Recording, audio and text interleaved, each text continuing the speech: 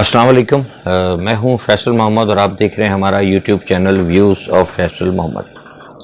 पहले मैंने आपको बताया था कि सूरत हाल जो है पाकिस्तान की इंतहाई कशीदा होती जा रही है और मुल्क की माशी सूरत हाल को जानबूझकर एक बाय डिज़ाइन जो है ख़राब किया जा रहा है।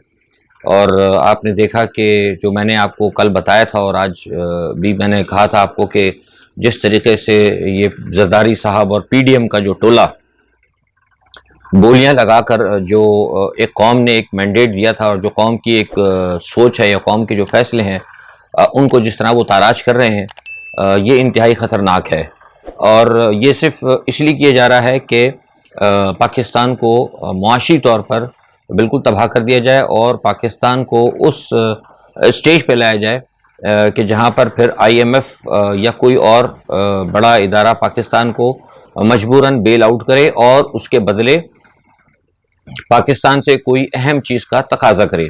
ये बाय डिज़ाइन हो रहा है और ये मैं बारहा कहता हूँ, ये आज कोई नई बात नहीं है। तकरीबन मैं 5-6 साल से बात कह रहा हूँ, लेकिन कोई मेरी बात मानने को तैयार नहीं था। जिस वक्त पीडीएम बनी थी उस वक्त भी मैंने कहा था कि ये पीडीएम जो है बैनुल अक़वामी जो है एजेंट्स, ये उनका एक अलाइंस है और ये बनाया गया है, बाय डिज़ाइन बनाया गया है। लेकिन हमारे यहाँ आपको पता है कि बस जिसकी लाठी उसकी भैंस, जिसके पास पैसा है, जो पावर के अंदर है, वो उसी की बात होती है, उसी की बात सुनी जाती है, वही सारे मामलात को मैनिपुलेट करता है और उसका खमियाजा जो है फिर बाद में कहीं ना कहीं जाके आवाम को भुगतना पड़ता है। अब सूरत हाल ये हो गई है कि मैं आपको ख़बरदार कर रहा हूँ कि पाकिस्तान के पास सिर्फ 10 दिन का पेट्रोल का ज़ख़ीरा बाकी है। यानी पेट्रोल ख़रीदने के लिए जो हमारे पास डॉलर्स हैं वो हम ज़्यादा से ज़्यादा 10 दिन तक के लिए हमारे पास मौजूद है। मुझे नहीं पता, ये डिफेंस वाले जानते हैं कि अगर खुदा ना खास्ता कोई वार लाइक सिचुएशन, अल्लाह ना करे, गॉड फॉरबिड, जिसके कि किसी वक्त भी चांसेस पाकिस्तान, मैं बताता रहा हूँ कि चांसेस स्टिल अभी हैं, अगर हो जाते हैं तो मुझे नहीं पता कि हमारे डिफेंस के पास कितने दिल का उनके पास ईंधन जो है किसी हंगामी सूरत हाल से निपटने के लिए है। लेकिन इतना मुझे पता है कि पाकिस्तान के पास जो ज़खायर हैं वो सिर्फ ज़र मुबादला के और पेट्रोल ख़रीदने के लिए वो आपके पास 10 दिन तक के होंगे। ये मज़ीद अब पेट्रोल पर कीमतें बढ़ाएंगे और ये सब कुछ बाय डिज़ाइन हो रहा है। इस तमाम पस मंज़र के अंदर मैं खौफज़दा नहीं कर रहा लोगों को, मैं हक़ायक़ बता रहा हूँ और ये वो हक़ायक़ है जो आप मेरे अगर जो 2 साल पुराने मेरे अगर वीलॉग्स देखते रहे, मेरे बयानात पढ़ते रहे, तो 2 साल पहले भी लोग कहा करते थे, कुछ लोग कहा करते थे कि फैसल साहब आप यार जब भी आपका बयान आता है आप कुछ ना को खौफज़दा करते। मेरा मकसद खौफज़दा करने का नहीं है। मैं एक ऐसी जगह पर हूँ, मेरी इंटरेक्शन ऐसी जगह है, मेरा जो डोमेन है ऐसा है कि मुझे बहुत सारी चीज़ें आलम इस्लाम के हवाले से, पाकिस्तान के हवाले से पता लगती हैं, तो मैं बताता रहता हूँ। तो जो अब आज सूरत हाल है आप देख रहे हैं इमरान को हटाने के बाद और जो पाकिस्तान के अंदर जो मुदाखलत की गई है वेस्ट की तरफ से, एक मुस्लिम दुनिया को, तमाम दूसरे ममालिक को ख़त्म करने के बाद जो आज आप देख रहे हैं सूरत हाल, वो मेरे उन तमाम चीज़ों की बिलाशुबा 100% जो तस्दीक करती है। इस तमाम सूरत हाल पर मैं अब आपको ख़बरदार कर रहा हूँ, ताकतवर हलकों को या न्यूट्रल्स को या हमारी मुसल्लह अफवाज को मैं अब ये ख़बरदार कर रहा हूँ कि वो न्यूट्रल रहे। कहा था उन्होंने कि इंतखाबात के अंदर वो न्यूट्रल रहे, डजेंट मैटर कोई माने ना माने, लेकिन मैं जानता हूँ वो न्यूट्रल रहे। बहुत अच्छा किया, हमें बड़ी खुशी हुई, आवाम को एतमाद हुआ कि, और फिर सबसे बड़ी फ़ायदा ये हुआ कि उन्होंने ख़ुद भी न्यूट्रल रह के आवाम की सोच को, आवाम के फ़ैसले को देख लिया और वो ये बखूबी जानते हैं कि दुनिया की तमाम इस्टेब्लिशमेंट और तमाम दुनिया की अफवाज जो है वो हमेशा आवाम के साथ ही चलती है और आवाम के तबीयत को और आवाम के मिजाज को और आवाम की ताकत से वो बड़ी बड़ी जंगें लड़ती है। तो अब ये जो गुज़िश्ता तौर पे जो एक हमारे न्यूट्रल्स बिल्कुल न्यूट्रल रहे, उनके सामने आवाम ने फ़ैसला दे दिया। लेकिन इस तमाम सूरत के बाद अब जो कुछ पीडीएम कर रही है और जो कुछ जरदारी साहब और नवाज शरीफ और इन जो फ्रंट मैन इस वक्त जो कर रहे हैं, इस मुल्क के साथ जो खिलवाड़ कर रहे हैं, उसमें अब न्यूट्रल्स का न्यूट्रल बन रहना जो है कहीं किसी सूरत भी जायज़ नहीं होगा। ये मैं ख़बरदार कर रहा हूँ। मेरे अपने कुछ मामलात हैं, मेरा कुछ अपना आज बता चुका हूँ, मेरा अपना डोमेन है। जो लोग मुझे देखते हैं, जो मुझे जानते हैं, उनको मैं वैसे भी पैगाम पहुँचाता हूँ। कुछ लोग मेरा वीलॉग्स भी देखते हैं और मैं उनके ज़रिए भी ये पैगाम पहुँचा रहा हूँ उनको कि अब आप ये फ़ैसला कर लें, आपके पास 10 दिन हैं آپ کے پاس 10 دن ہے، یا تو آپ پی ڈی ایم کو بچا لیں یا پھر پاکستان کو بچا لیں. ان 10 دنوں کے اندر ہمارے نیوٹرلز نے فیصلہ کرنا ہے کہ آیا وہ پی ڈی ایم کو بچاتے ہیں یا پھر پاکستان کو بچاتے ہیں. عدالتیں اور ادارے اس طرح اگر خاموش رہے تو میں بتا رہا ہوں اگلے 10 دنوں بعد پاکستان کی یہ صورتحال ہو جائے گی کہ پھر کوئی بھی اسٹیبلشمنٹ، کوئی بھی نیوٹرل اور کوئی بھی عدالتیں جو ہیں اس کو نہیں سنبھال پائیں گی. یہ ایک بائی ڈیزائن معاملہ چل رہا ہے. بہت ساری چیزیں میں دیکھ رہا ہوں، اوبیسلی جب میں دیکھ رہا ہوں تو ہماری طاقتور حلقے اور اسٹیبلشمنٹ بھی دیکھ رہی ہوگی. لیکن اب میں سمجھتا ہوں جو بات بڑی میں نے کھل کر کہہ دی کہ ان کے ساتھ عوام کھڑے ہیں اور اللہ تعالیٰ نے ایک موقع فراہم کیا ہے. آپ جو ہے فوری طور پر جو ہے ان معاملات کو دیکھیں. اگر ان کو فوری طور پر ان سیاستدانوں کو اور ان کے فرنٹ مینز جو ہیں ان کو فوری طور پر کنٹرول کیا جائے. اور یہ جو خرید و فروخت ہو رہی ہے، اب میں تفصیل میں نہیں جاؤں گا، ٹی وی پہ بھی آ رہی ہیں، سب لوگ کہہ رہے ہیں. میرے پاس اتنا ٹائم نہیں ہوتا اور نہ میں اتنا بڑا لمبا ویلاگ کر سکتا ہوں، میں ٹائم ہی بہت مشکل سے مجھے ملتا ہے. تو صرف میرے کہنے کا مقصد یہ جو چیزیں میں دیکھتا ہوں کہ جو 35 سے 40 کروڑ تک کی آفر ہو رہی ہے، کچھ لوگ آگے پیچھے ہو گئے ہیں. یہ دنیا کے اندر اس طرح نہ سیاستیں چلتی ہے اور نہ ریاستیں چلتی ہیں.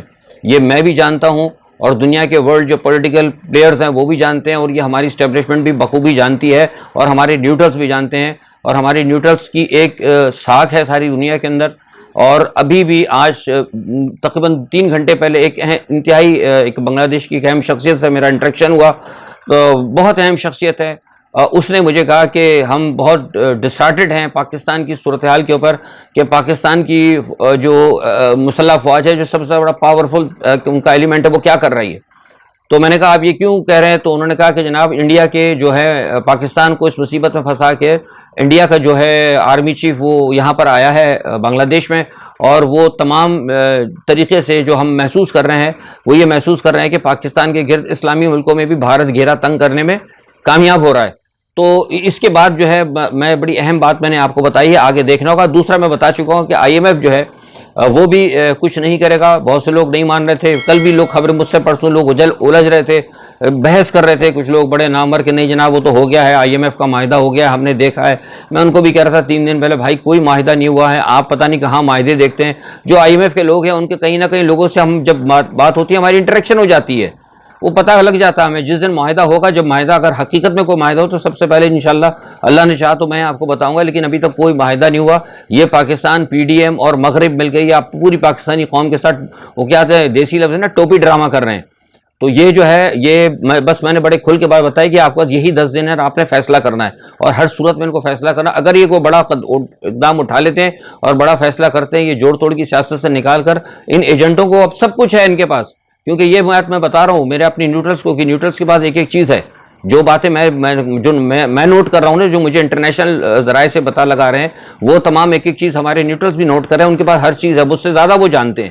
تو لہٰذا اس لیے میں نے ان کو کہہ دیا کہ اب ٹائم نہیں ہے، ٹائم جو ہے باہر جا رہا ہے، اور اب آپ مزید انتظار نہ کریں. بھارت جو ہے بہت تیزی سے آگے جا رہا ہے. آپ کو پتا ہوگا کہ ابھی میں نے حائفہ کی بندرگاہ کے بارے میں آپ کو بتایا تھا تقریباً 1 سال پہلے کہ وہاں پہ چائنا نے انویسٹمنٹ کی تھی، اور ابھی بعد میں جو حائفہ کی اب جو کل دوبارہ 2 دن پہلے جو بڈ ہوئی ہے اس کے اندر دوبارہ چین کی کوشش یہ تھی کہ وہ اس حائفہ کی بندرگاہ کے اوپر مزید کنٹرول کر کے اپنے معاملات کو درست کرنے کی کوشش کرے. کیونکہ بیلٹ اینڈ روڈ جو ہے اس کا جو چین کا ہے، اس کے لیے وہ بندرگاہ وہ بڑی اہم تھی.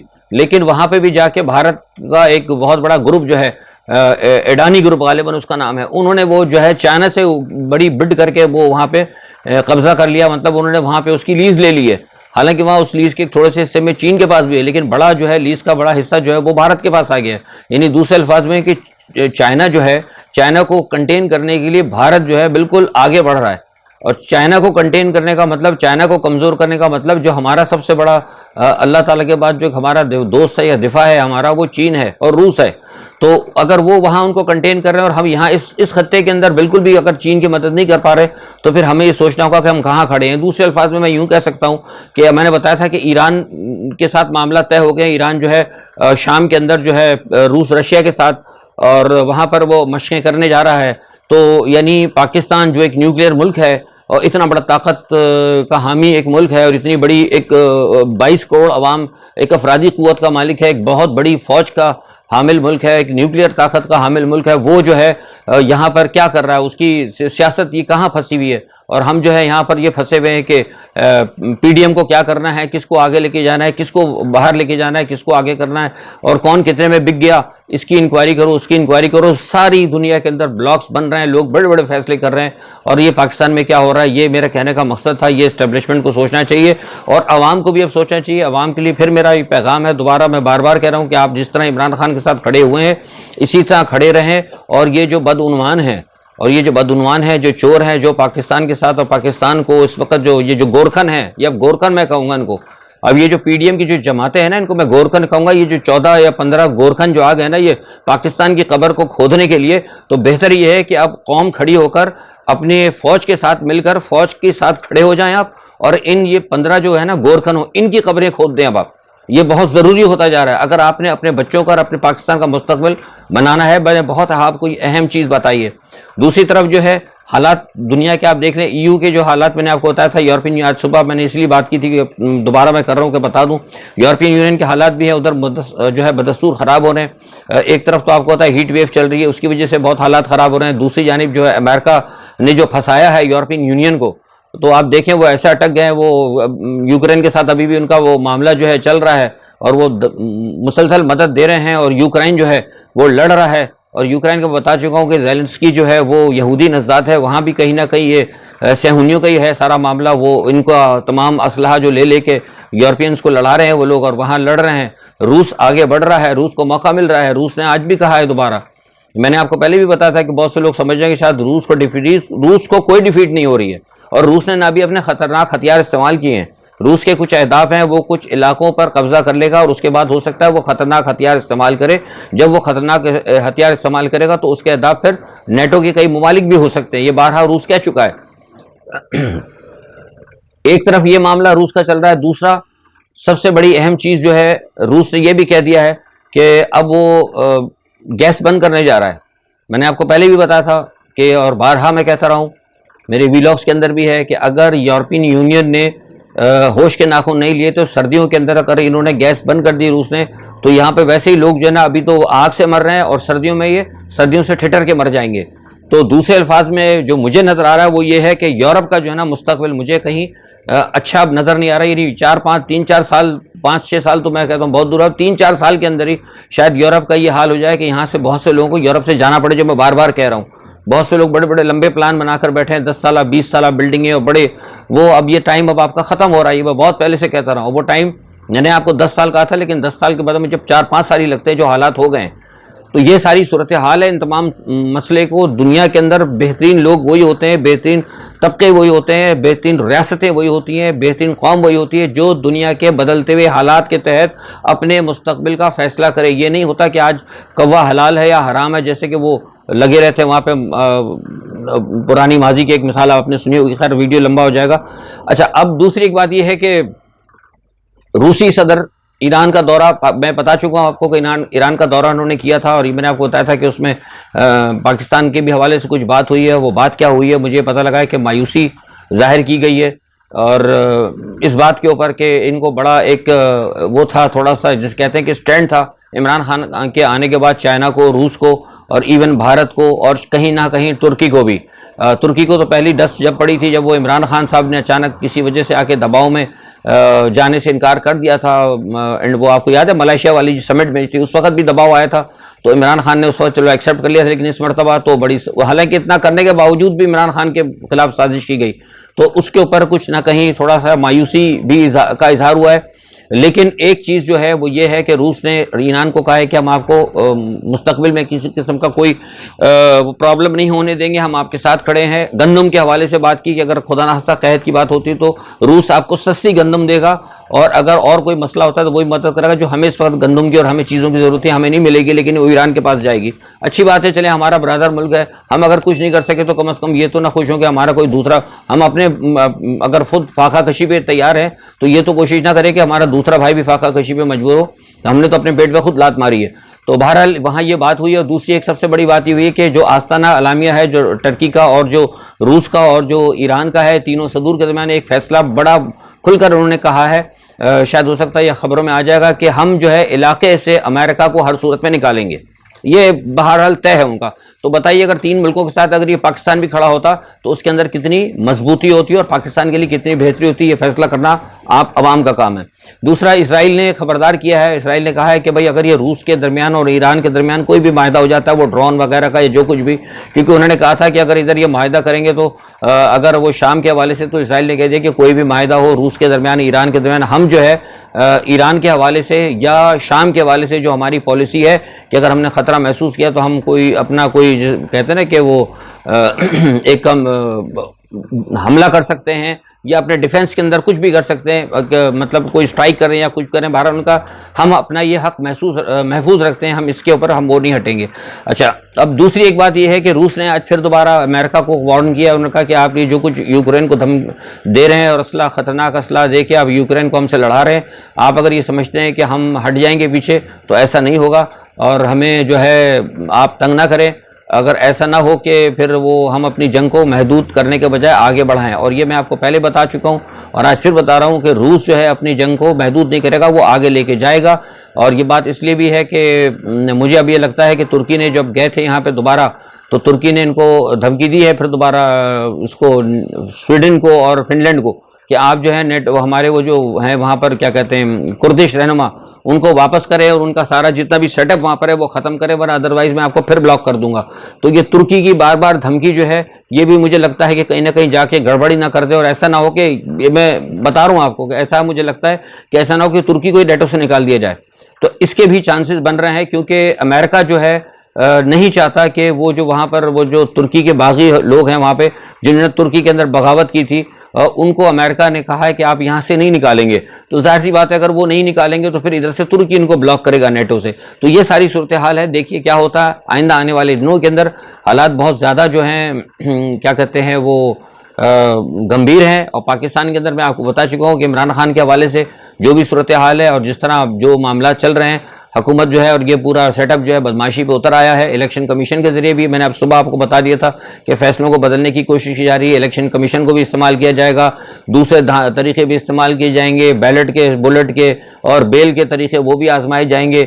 سارے کچھ جو ہے یہ سب چیزیں آزمانے کی کوشش کریں گے, اور اس تمام چیزوں کا تمام نقصان جو ہے براہ راست وہ عوام کو ہوگا, پاکستان کو ہوگا. لہٰذا میں دوبارہ کہتا ہوں کہ اسٹیبلشمنٹ کو سوچنا چاہیے کہ آئندہ 10 دنوں کے اندر اندر وہ یہ فیصلہ کر لیں کہ انہوں نے اس پی ڈی ایم کو بچانا ہے, یہ 14 جو گورکھن ہیں ان 14 گورکھنوں کو بچانا ہے یا پاکستان کو بچانا ہے جو پاکستان کی قبر کھود رہے ہیں. اللہ تعالیٰ آپ کو, مجھے اور اس ملک پاکستان اسلامی ریاست کی حفاظت کرے اور آپ سب کو اپنے حفظ و امان میں رکھے. آج کے لیے اتنا ہی, کل انشاءاللہ نئے خبروں کے ساتھ اپنا تجزیہ لے کے حاضر ہوں گا. اپنا بہت خیال رکھیے گا. اللہ حافظ.